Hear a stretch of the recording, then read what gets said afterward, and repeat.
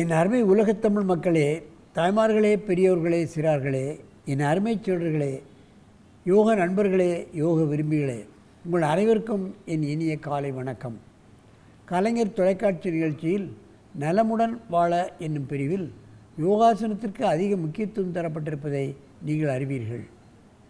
அதிகால வேளையில் இந்த யோகாசனங்களை செய்வதால் உடல்நலமுடனும் மனநலமுடனும் அன்றைய முழுவதும் நமது காரியங்களை செம்மையாக செய்யக்கூடிய தன்மை நமக்கு கிடைத்து விடுகிறது என்பது உண்மை.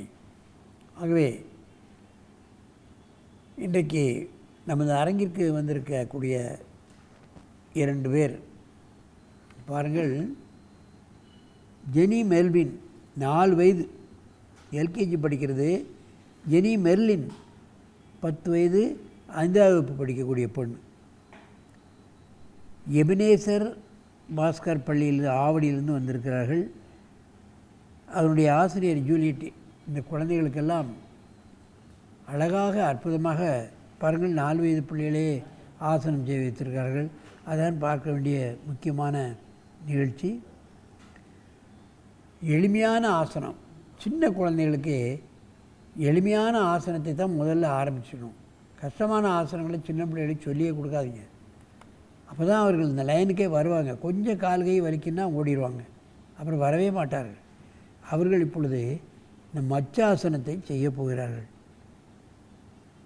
என்ன அருமை மாணவிகளே, நீங்கள் அப்படியே படுத்து மச்சாசனம் செய்யுங்கள்.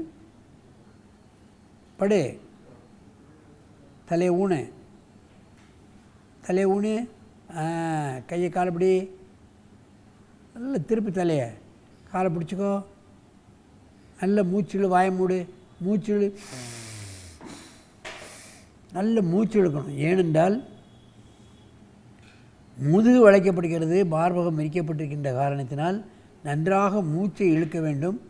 நுரையீரல் விரிவடையும், அதிகப்படியான ஆக்சிஜன் கிடைக்கக்கூடிய நிலைமை நமக்கு ஏற்படும்.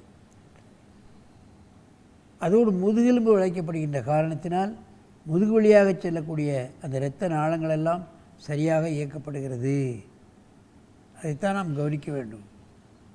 ஒரு 20 எண்ணிக்கை ஒரு 2-3 தடவை செய்து நம்ம பள்ளிக்கு கிளம்பிடலாம். எல்லா ஆசனம் போடணுங்கிற அவசியம் இல்லை. மெதுவாக இந்த ஆசனத்தை கலையுங்கள்.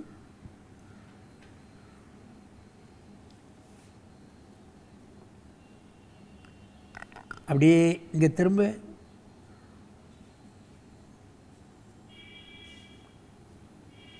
கழுத்தெலும்பு வளைக்கப்படுகிறது. இந்த ஸ்பாண்டிலைசேஷன் சொல்லுவாங்க. ஒரே பார்வையில் வேலை செய்யக்கூடிய அரசாங்க ஊழியர்கள், கம்ப்யூட்டரில் வேலை செய்யக்கூடியவர்கள், இவர்களுக்கெல்லாம் இந்த ஸ்பாண்டிலைசேஷன் வந்துடும்.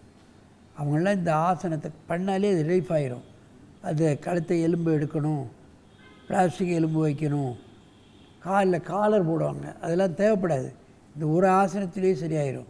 அநேக ஜனங்களை பார்த்தா கழுத்தில் காலர் போட்டுட்டு அங்கேயும் தலையை திருப்பக்கூடாதுன்றார் டாக்டர். அப்படியே இருப்பாங்க. அந்த மாதிரியான ஆட்களில் இந்த ஒரு ஆசனம் செய்தாலே பொதுவானது. அப்படியே ஆடாமல் அசையாமல் படுத்துரு, ஆடாத,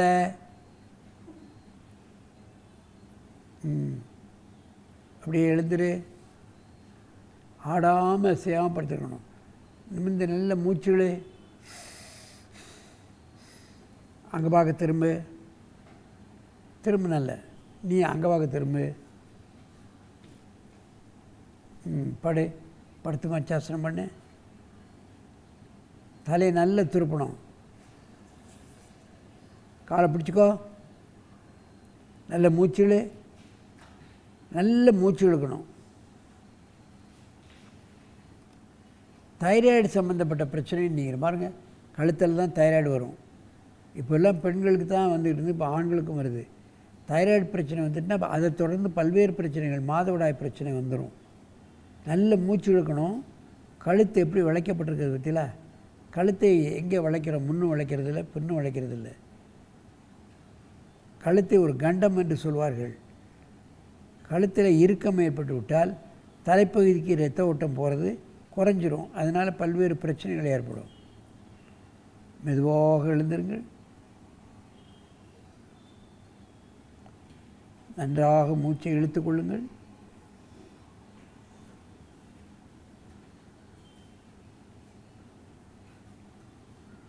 இது போன்ற ஆசனங்களை இந்த எதிர்கால செல்வங்களுக்கு ஆசனங்களை கற்றுக் கொடுத்து ஆரோக்கியமாக நெடுதி இணைந்து வாழ வைக்கிறதுக்கு வழிவகை காண வேண்டும் என்று கேட்டு உங்களிடமிருந்து விடைபெறுவது ஆசனம் ஆண்டியப்பன். வணக்கம்.